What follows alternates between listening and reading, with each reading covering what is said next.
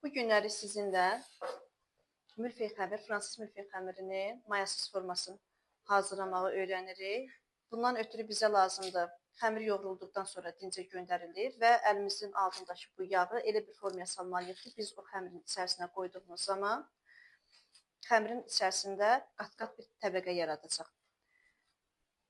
Təbii ki, bu qatları biz özümüz yaradacaq. Bəzi şirniyyatçılar deyirlər ki, milföy xəmirin ümumiyyətlə ev şəraitində hazırlanması mümkün deyil. Bu da bəzi xanımların gözün qorxusu ki, bunu mümkün deyil, yəni bunu mümkün deyil evdə biz hazırda. Marketlərdən alırlar. Lakin hər halda təbii özümüz hazırladığımız zaman daha keyfiyyətli olur. Çünki tərkibində olan ərzaqlardan dolayı onun saxlama müddəti artır. Bu da təbii bizim orqanizmimizə ziyandır. Amma belə olan şəraitdə biz özümüz hazırladığımız zaman artıq bu bizim təbii olaraq əlimizdən çıxır və orqanizmimizə ziyan olmur. Mən ötürü belə yağımızın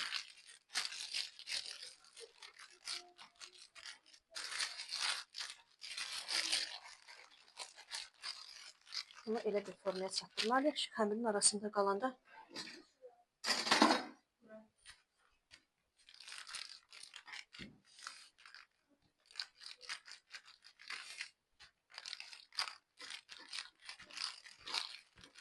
milföy xəmirdən nələr hazırlanır? Milföy xəmir ümumiyyətlə həm körpələrin, həm uşaqların, həm də bütün böyüklərin sevdiyi xəmirdir.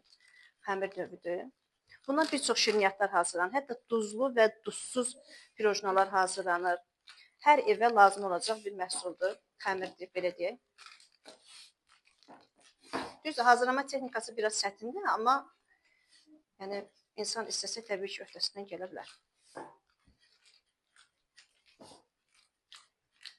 Bir yaxşı xüsusiyyət də budur ki, milföy xəmiri hazırladığımız zaman soyuducunun mənfi temperaturunda istədiyimiz qədər, yəni ən azı bir 3 ay, 4 ay saxlaya bilərik.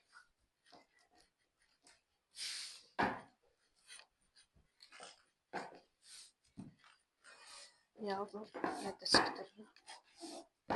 Bu xəmirin hazırlanmasında çox önəmlidir resept. Resept əgər düzgün şəkildə olmursa, xüsusən də mayalı milföy xəmirin resepti düzgün şəkildə olmursa, xəmirdə adətən çürümə baş verir. Bunda nəticəsində bizim hazırladığımız məhsul çürük olur, bildiniz. Yəni, bütün çəkdiyimiz əziyyətimiz hamısı hədər gedir.